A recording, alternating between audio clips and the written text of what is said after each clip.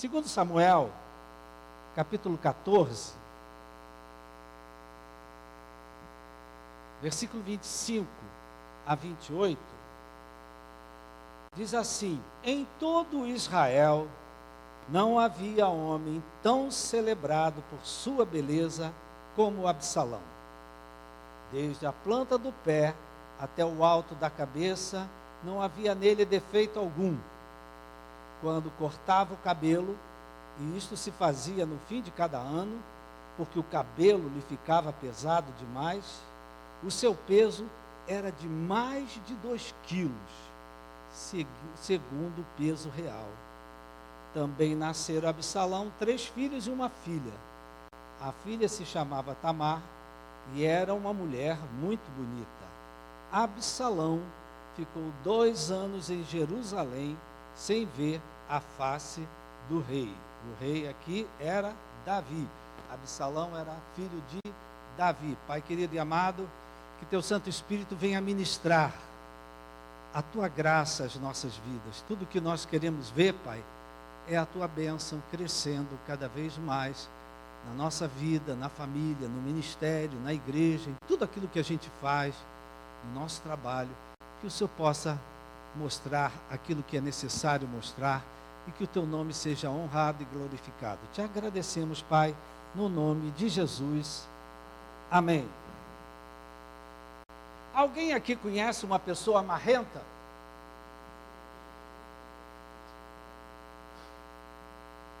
Conhece uma pessoa marrenta?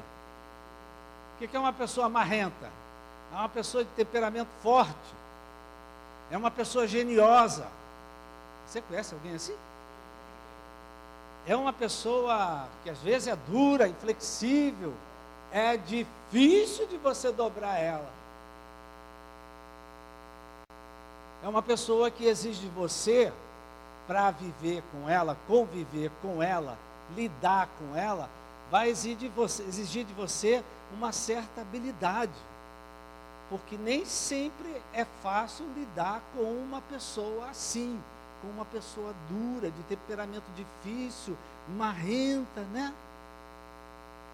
Absalão, querido, o filho de Davi, mais celebrado por sua beleza, diz que o homem não tinha nenhum defeito, não é? O que ele tinha de beleza, ele tinha de marrento. Conhece alguém assim, querido? O que ele tinha de beleza, ele tinha de pirracento. O que ele tinha de beleza, ele tinha de birrento. Porque na sua família, ele tinha uma dificuldade de relacionamento. Lendo a história toda, eu peguei aqui só um pedaço.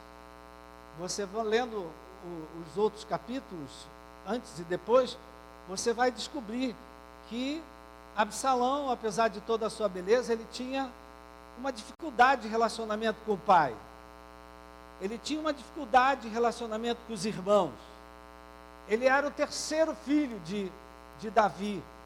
Mas às vezes ele se colocava no lugar do primeiro. Às vezes ele agia como quem mandava naquela família era ele. E olha que ele era lá do meio. Então ele às vezes, ele saía do seu lugar de 3º filho, se colocava num lugar acima, ele fazia coisas, ele não tinha muito limite, ele não tinha fronteiras, não é? Ele ia além das coisas. E com isso ele criava muita situação difícil dentro da família. Olha só, querido, ter um marrento dentro de casa, ter um marrento na família, ter um marrento até dentro do ministério, pode causar alguma desordem. Pode causar alguns transtornos. Por quê? Em geral, o marrento, ele não respeita a ordem. Ele não respeita regras. Ele não respeita hierarquia. Ele nem está aí para quem é mais velho. Ele faz o que ele quer e faz. Vocês estão aí, minha gente? Ou me deixaram aqui sozinho? Então é interessante a gente olhar para a vida de Absalão. verdade que a família dele era uma família complicada. A família do rei Davi era uma família complicada. Por quê? Era uma família que já tinha acontecido adultério, era uma família que já tinha acontecido incesto, um irmão deitou com a irmã, era uma família que já tinha acontecido violência, era uma família que já tinha acontecido até um assassinato. Um irmão matou o outro irmão. Então, essa família aqui não era fácil, querido. E toda família, deixa eu dar uma informação para você. Toda família, ela tem um bode expiatório. Está entendendo o que eu estou falando? Ela tem, na terapia de família, a gente chama, né, do paciente identificado. Ela tem, toda família, a minha tem, a tua tem, cada um aqui, aquela pessoa que demonstra mais o que é que está se passando naquela família, naquela casa. Ele como que denuncia tudo que acontece ali naquela casa. Por exemplo, vamos dar um exemplo. Você conhece um casal que se separou? Ninguém conhece aqui, né? Ninguém conhece um casal que se separou? Presta atenção, querido. Naquela família que houve uma separação, tem sempre um filho que sofre mais. Tem filho que não está nem aí. Ah, meu pai foi embora, problema dele. Eu tenho a minha mãe. E tem filho, queridos, que quando há uma separação, ele sofre mais. Ele é o que a gente está dizendo aqui, o bode expiatório. Ele é aquele que denuncia o que é que acontece naquela família. A gente pensa que engana os outros, mas não engana a Deus. Amém, querido? E Absalão era esse filho que denunciava, vamos dizer assim, tudo que acontecia de errado naquela família. E ele não era assim, como eu disse, queridos, à toa. Ele não era essa pessoa sem limite, sem fronteira, à toa. Ele não era essa pessoa que desrespeitava, que fazia desordem, usava de abuso de poder à toa. Ele era assim em função da família que ele tinha. Isso aqui é um conceito que às vezes as pessoas têm dificuldade de aceitar.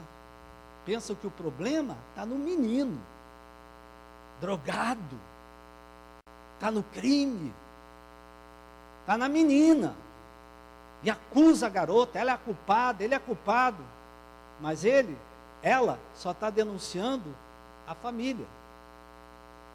Vocês estão aí, minha gente? Se teu filho dá problema na escola, o que a professora vai fazer? Vai chamar o pai e a mãe. Às vezes o pai e a mãe nem vão, porque já sabe que vão ouvir o que não querem ouvir. Porque o problema de uma criança não começa na escola, querido. Começa dentro de casa. Começa na família. A igreja ficou caladinha.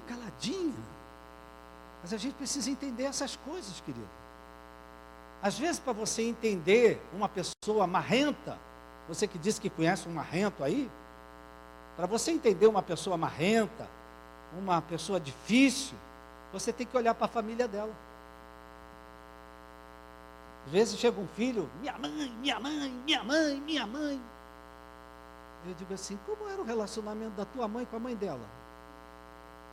Ah, era igualzinho o meu com a minha mãe. Aí você entende, querido. Então, para a gente entender aqui um pouco o Absalão, ele é todo filho, querido. Todo filho. Quem aqui é filho?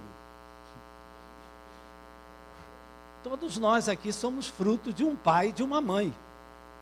Somos fruto de uma família. E somos fruto de tudo que aconteceu e ainda acontece na nossa família. Não tem como isso não nos influenciar. Então, mãe, tira um pouco esse peso das tuas costas, não é só de você, você não é culpado, porque mãe, né, eu sou a culpada, né? A culpa é do sistema, é da família. E o problema maior de Absalão, olhando aqui, O problema maior dele era com o pai. O problema maior dele era com Davi. Outro conceito interessante a gente falar. Em geral, os filhos homens têm mais problemas com o pai. E, em geral, as filhas mulheres têm mais problema com a mãe. Faz sentido isso, Vera? Faz sentido, Zil? Faz sentido lá na sua família? Em geral, os homens têm problema com o pai. E as mulheres, as meninas, têm problema com a mãe. Viu? Não tem como fugir disso, minha gente. Não é? Então presta atenção aqui. Absalão era um homem sem fronteira, sem limite, não respeitava a ordem, não é? Ele era um homem, uma pessoa marrenta, difícil. E aí, no meio dessa família, ele tinha um irmão mais velho, que era o primogênito, que era Aminon, que acabou fazendo um plano com um primo.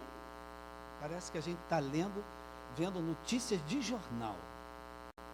Aminon, o filho mais velho do rei Davi,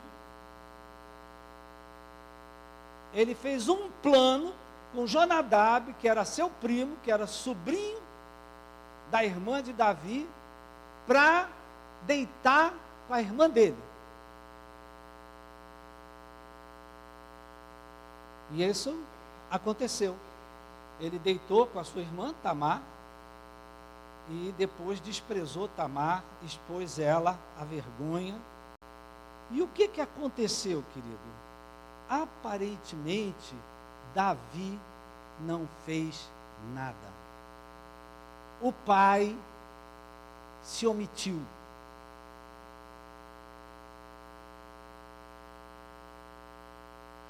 Ele não fez nada. Aos olhos de Absalão, olha o marrento aí, aquele que quer resolver as coisas, nem que seja no tapa. Tem alguém assim na tua casa? Eu resolvo é no tapa. Absalão só ficou olhando para o pai, e aos olhos de Absalão, o pai passou a mão na cabeça do filho mais velho e não fez nada. Isso acontece nas nossas famílias, querido. O pai ou a mãe proteger um filho, apesar dos outros, e aí nos outros gera o quê? Só ciúmes, raiva. Quem tem raiva aqui, diga amém. Todo mundo tem. Ou seja, querido, a princípio Davi não fez nada. E passaram-se 2 anos e essa questão não tinha sido tratada por Davi perante seus filhos. Aí, Absalão, o marrento, não é? O birrento, o que não engolia sapo. Tem alguém aqui que não engole sapo? Ele disse assim: eu vou dar uma solução a essa situação. Eu vou resolver essa questão com as minhas próprias mãos, não é? E o que ele fez? Também armou um plano e matou o seu irmão. Então veja só, querido, essa aqui era uma família cheia de ardis, né? Uma família ardilosa. Um faz plano com o outro para deitar com a irmã, e o outro fez plano com o outro para matar um irmão. Na sua família não tem nada disso. Só nas famílias da Bíblia que tem. E aí, queridos, isso aí gerou a maior crise da vida do reinado de Davi. Foi uma das maiores crises. Dizem que não foi a primeira, foi a segunda, porque a primeira foi o adultério dele com Batseba. E agora com isso aqui, gerou outra crise, porque um filho dele matou o outro filho. Um irmão matou o irmão. E aí, as consequências aqui, querido, do que aconteceu em função disso? Davi, ele excluiu Absalão da vida dele. Nós lemos 2 anos aí, mas tem autores que dizem que foi 3 anos, tem um que diz que até foram 4 anos. Absalão, Davi baniu, alienou completamente Absalão da sua vida. Fez o que se fala aí hoje, alienação parental. Não, parenteral é outra coisa. É alimentação parenteral, é aquela que dá lá no CTI. Ele fez alienação parental. Aquele pai que não vê o filho, aquela mãe que não procura pelo filho, ele fez uma alienação emocional com Absalão. Ele excluiu completamente Absalão da sua vida, como se ele não existisse, como se ele não fizesse parte da família, como se ele não pertencesse à família. E isso aqui, querido, traz graves consequências. Excluir uma pessoa, expulsar uma pessoa, dizer que aquela pessoa não é mais teu filho, não é mais tua filha, isso traz graves consequências para quem faz e para quem sofre isso.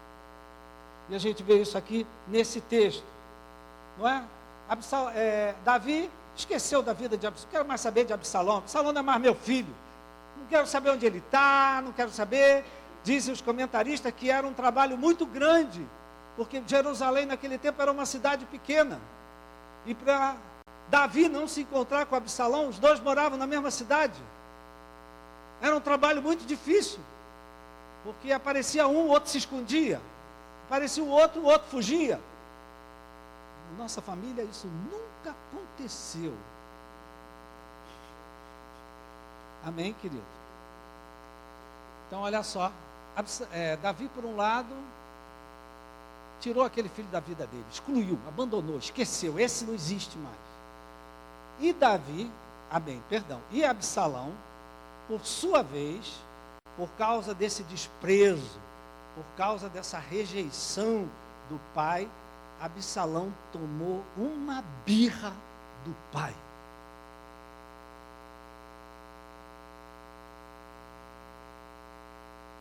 Alguém na sua família tinha birra de alguém?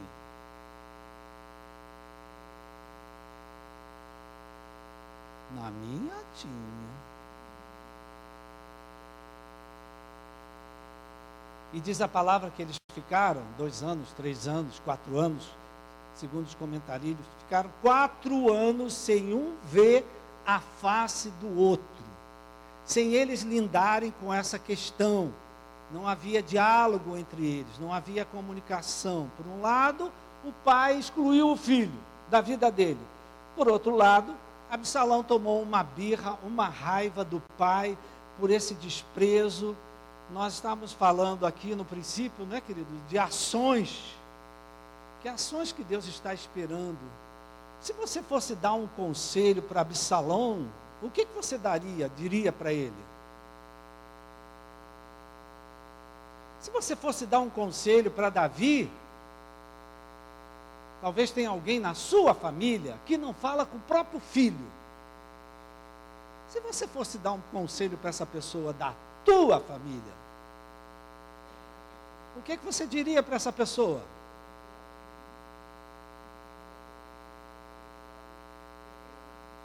Perdoar, se consertar, se reconciliar. Eu acho, queridos, que se isso acontecesse na nossa família, se um filho está brigado com o pai, eu vou procurar esse filho, meu filho, se conserta com teu pai, honra teu pai. Meu pai é uma porcaria, ele pode ser uma porcaria, mas é teu pai. Então fica bem com ele. Se você procurasse alguém mais velho, porque às vezes, queridos, os mais duros são os mais velhos. Procura teu filho, procura tua filha, conversa com ela, limpa essa história aí, trata isso. Amém? E de fato, querido, querido, é interessante aqui, eu não coloquei no texto, mas estou me lembrando, enquanto eles tiveram essa briga, havia um grupo que ficava no pé de Absalão e dizendo e provocando ele contra o pai. Não é como teu pai faz isso? E esse mesmo grupo procurava Davi e botava Davi contra o próprio filho. Você já viu isso, minha gente? Gente que vai do teu lado, mete o pau em alguém. Te anima, aquilo ali não vale nada. Aí sai daqui, procura aquele lá. Sabe o que ele falou de você? Isso aí, minha menina, é dar chute, porque é laço. É laço. E se você ler o texto, você vai ver que tinha aqueles que iam a Davi e que iam a Absalão, não é? E, como eu dizia, querido, de fato, uma reconciliação aconteceu aí nesse capítulo mesmo, entre Absalão e Davi. Mas, na verdade, dizem aqueles que sabem mais do que a gente, que foi uma reconciliação meio fake. Fake news. Foi uma reconciliação de fachada. Porque eles se reconciliaram, mas por trás, um metia o pau no outro e o outro metia o pau no um. Um fazia planos contra o outro e o outro fazia planos contra um. Isso também acontece, minha gente? Ah, estamos perdoados, já resolvemos isso. Ele não vale nada, que não presta. Não vejo a hora de quebrar a perna dele. Entendeu, querido? Foi uma reconciliação de fachada, porque eles, por trás, eles continuavam fazendo planos para destruir a vida dos outros. O plano de Absalão é tirar o pai do trono. E o plano de Davi era saber o que fazer com Absalão. Teve uma época que Davi fugiu de Absalão. Não é? Por quê, queridos? Porque no meio disso tudo aqui tinha uma birra que não foi tratada. Tinha uma birra que não foi resolvida. E uma birra, querido, quando não é resolvida, quando não é tratada, ela se transforma em raiva. Ela se transforma em ira. Ela se transforma em ódio. Quantas vezes eu já fiz casamentos onde um homem e uma mulher juraram amor eterno e às vezes menos de um ano depois um queria acabar com a vida do outro. Eu vou destruir ele. Eu vou acabar com a vida dele. Então, por quê, querido? Uma birra. Uma raiva, uma questão que não foi tratada, que não foi resolvida. E ela acaba se tornando num ódio. Então, Absalão, por sua vez, queria destruir, aliás, queria destronar Davi. E essa história aqui não acabou bem. Nem podia acabar, né? Absalão foi morto, e diz a palavra que Davi chorou amargamente, ele chorou amargamente a morte do seu filho primogênito, Aminon, e depois ele chorou amargamente a morte de Absalão, que tinha matado Aminon. Por que a coisa acabou tão mal resolvida? Por quê, querido? Faltou o reconhecimento dessa birra, faltou uma ação certa. Não é? Birra não se resolve com briga, com contenda, com discussão, com violência, com morte. Birra se resolve com o quê, queridos? Com perdão, com confissão de pecado, com arrependimento, com diálogo. Amém? Então esse texto aqui eu fiz questão de trazer, queridos, porque mostra para nós, eu já estou acabando, eu sei que o assunto está meio chato, né? Não está agradável não, né? Mas esse texto eu trouxe porque mostra para nós o quanto é importante a gente identificar uma birra que a gente guarda no coração. Às vezes é coisa antiga, às vezes é coisa nova. Como é importante a gente identificar isso e tratar isso com as ações certas. Não se resolve birra matando ninguém. Viu? Fala para o teu irmão, meu irmão, não resolva a birra me matando. Amém?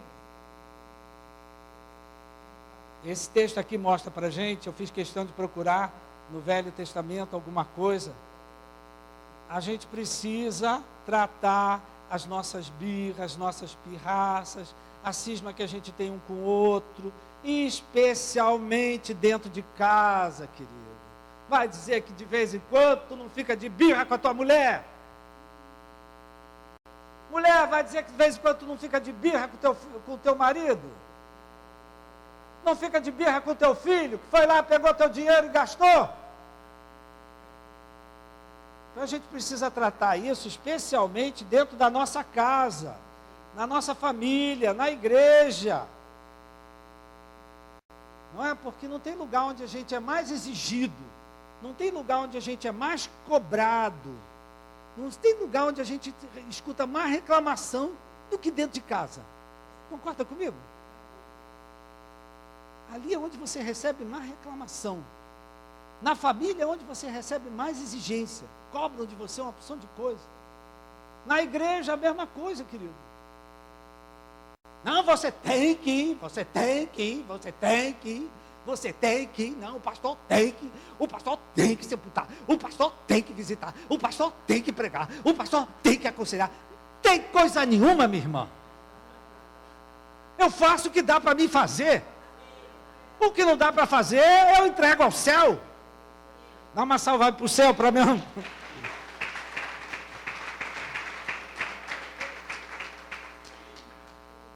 Porque, queridos, olha só, as exigências, as cobranças, elas matam o amor.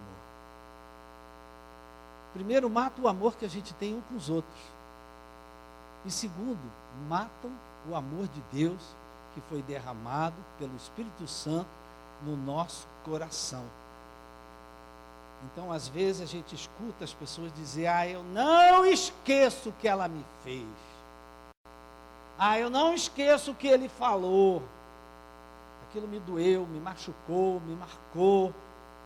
Olha só, querido, são birras que a gente alimenta, que a gente cultiva, não é?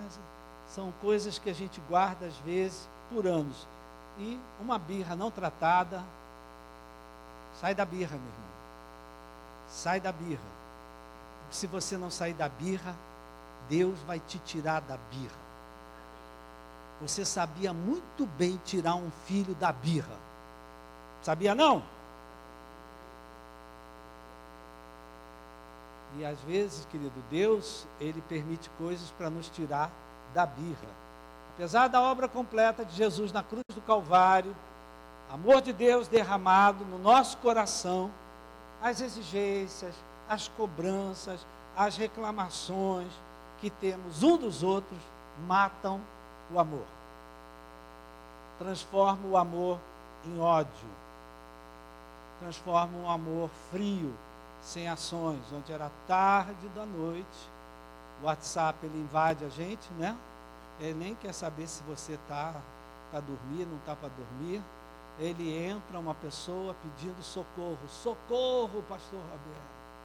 E socorro, eu não posso dizer que eu não estou vendo isso aqui, né? Exatamente isso, querido. Um casal que exige tanto um do outro, que o amor entre eles acabou. Não existe mais amor, existe? Qual é o contrário do amor, minha gente? Ódio. E aí a gente tem que falar: meu irmão, o amor de Deus que está no teu coração. E o amor de Deus no coração já sumiu, já desapareceu. Porque o coração está cheio de raiva, está cheio de ódio.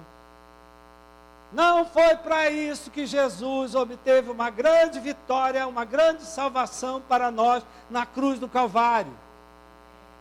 Não foi para isso que Deus enviou o Espírito Santo, que Deus estabeleceu a igreja, que Deus deixou a palavra dele que nos liberta nas mãos, para a gente ficar se consumindo com birras, com ressentimentos, com mágoas, com raivas. Não, pelo contrário. Jesus disse: eu vim para que vocês tenham vida e vida em abundância.